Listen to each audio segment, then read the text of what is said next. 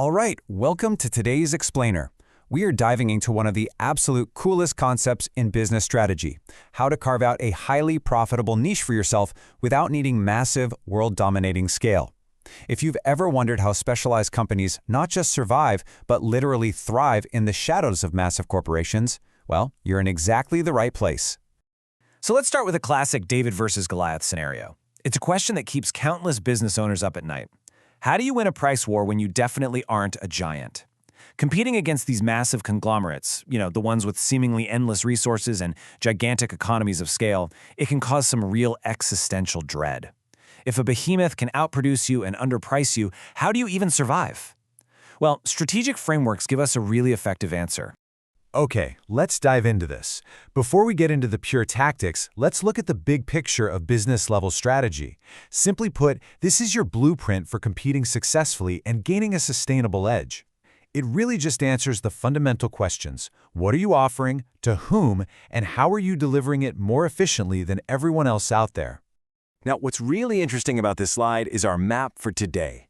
Michael Porter's incredibly famous generic strategies matrix. Porter essentially mapped out 4 distinct strategic positions a firm can take to beat the competition. On the top axis, he asks, are you competing on cost or differentiation? Meaning, are you the cheapest or the most unique? And then on the side, is your scope broad or narrow? It essentially creates a horizontal divide, contrasting broad mass market appeals with narrow niche targeting. The top half? That's all about the broad target. These strategies, cost leadership and differentiation, they are aiming right at the mass market. They want to serve pretty much everyone in the industry. But the bottom half, however, is all about the narrow target. These are the focus strategies. Instead of trying to be everything to everyone, a focus strategy targets a very specific, narrow market segment, serving that particular group extremely well to the absolute exclusion of everyone else. Now, to fully grasp why our David needs a slingshot, we first have to understand Goliath.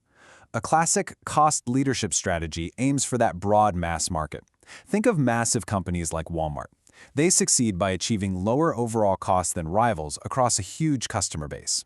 They rely on massive economies of scale, high volumes of totally standardized products, and just ruthless efficiency across their entire value chain.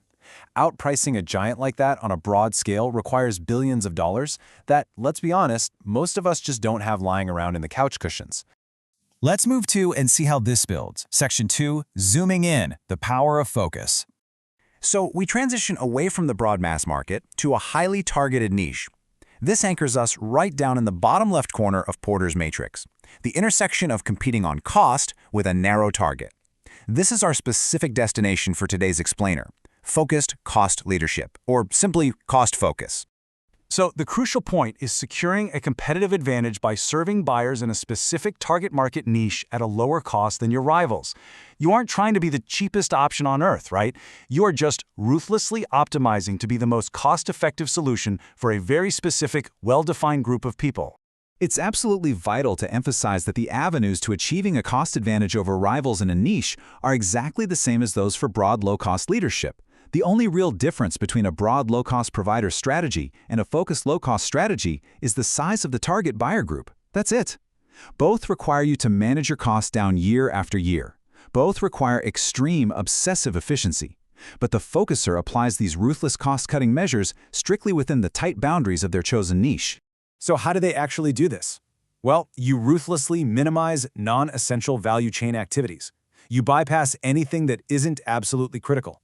You offer a basic, no-frills product that gives the customer exactly what they need and literally nothing they don't value. By limiting your customer base to a well-defined segment, you can dial in this efficiency perfectly. Think about producers of private label or generic goods at your local retail chains. These manufacturers aren't spending millions on global branding, national ad campaigns, or massive R&D teams to create crazy unique product features. They just strip all of that out. They focus entirely on the niche of producing generic items efficiently, which lets them offer a lower cost to the retailer and ultimately to the consumer. It's a prime example of a cost-focused approach in the real world. But here's a fascinating nuance. Simply being small and focused isn't quite enough on its own. Because your company is too small to serve a larger market, you have to ensure you are adding something extra as a direct result of focusing. For a cost-focused strategy, this something extra usually means lowering your costs even further through a really deep familiarity with specialized suppliers or by leveraging an in-depth knowledge of what your niche consumers actually want. And honestly, more importantly, knowing what they don't care about, so you can stop spending money on it. Avoiding the middle trap. And this is where the stakes get incredibly high.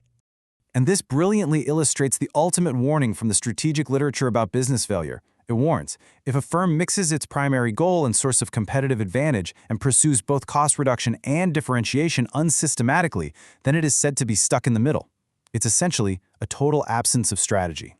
Let's break down the mechanics of why a mixed strategy fails so spectacularly. Simply put, pure cost leadership and pure differentiation are basically incompatible.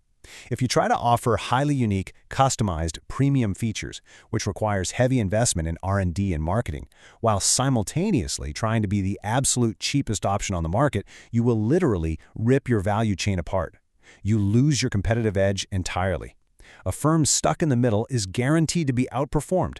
You'll lose your price-sensitive customers to the true broad cost leaders, and you'll lose your niche customers to the clear focusers who just understand them better. So what does this all mean for you? Think critically about your own organization or the businesses you interact with every single day. Are you trying to serve everyone, blurring your focus and risking getting totally stuck in the middle? Or are you finding your specific niche, deeply understanding those specific customers, and ruthlessly cutting costs to serve that exact segment better than anyone else out there? Finding your slingshot means knowing exactly who you are aiming at. Thanks for joining me on this explainer, and keep thinking strategically.